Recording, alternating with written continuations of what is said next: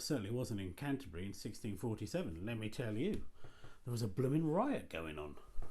Welcome to Kentish Tales and Tales of Kent, a Christmas special.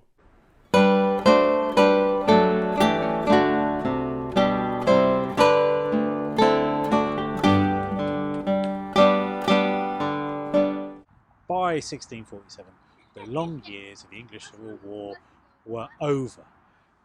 Parliament had won. King Charles was in prison on the Isle of Wight.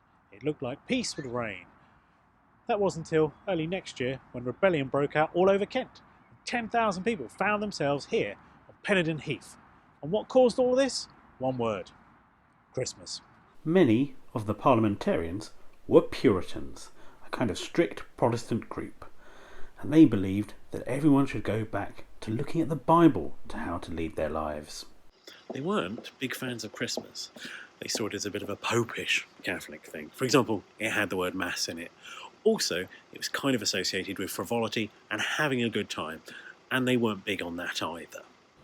William Prynne, in his Histriomastic from 1632, stated that the English seemed incapable of having Christmas without drinking, roaring, healthing, dicing, carding, masks, and stage plays. The war on Christmas would escalate in a big way, however, in 1647, when the Westminster Assembly of Divines declared that all festivals were to be cancelled as they'd been superstitiously upheld.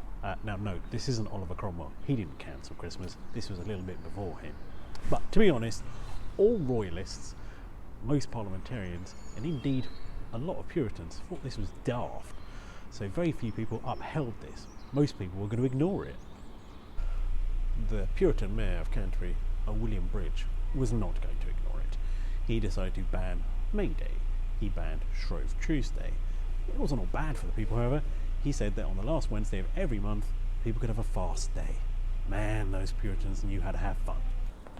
Mayor Bridge set his sights on Christmas in December 1647. He said that as it fell on the Saturday, it would be like any other Saturday. All the shops would remain open.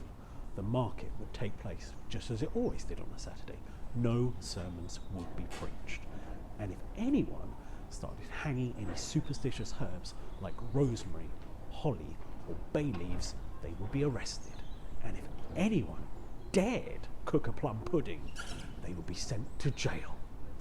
What happened next took its name from this and became known as the Plum Pudding Riots.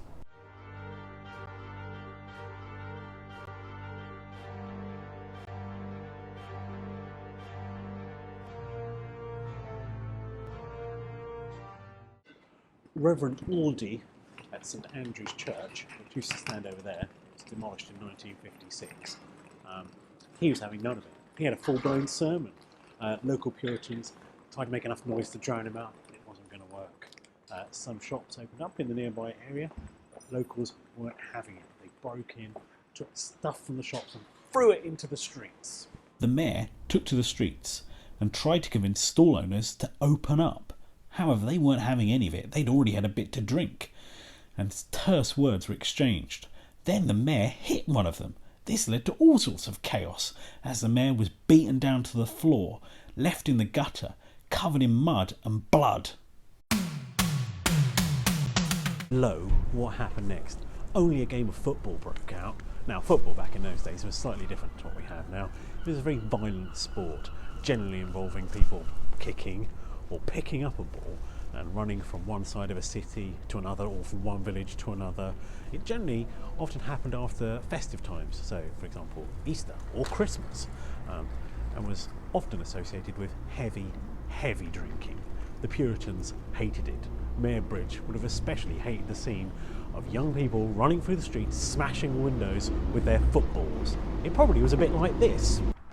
We're playing for plum pudding, plum pudding, the Puritans can go and do one.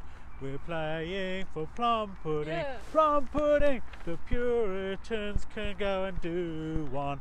We're playing for plum pudding, the Puritans can go and do one.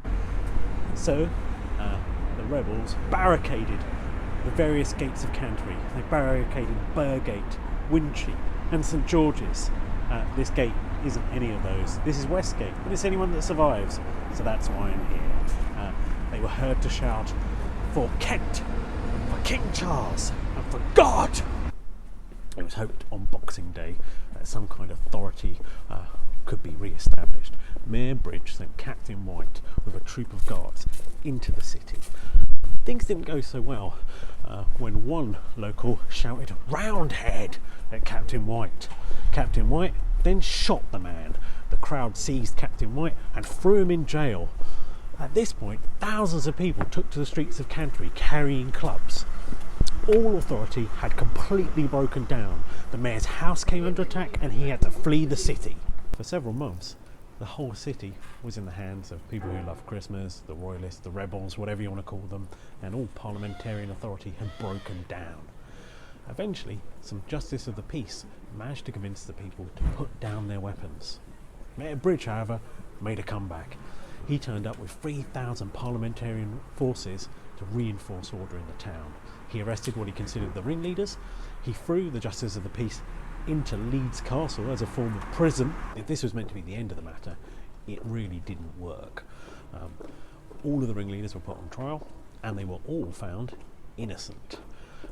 Then a petition was launched in which the people demanded that peace was brought between the king and Parliament. Parliament rejected this and rebellion broke out all over Kent. So what happened next with the 10,000 people here on Pennington Heath next to Maidstone? Well, it was going to be a battle. That's a tale for another day. Thank you very much for watching Kentish Tales and Tales of Kent. Have yourself a Merry Christmas.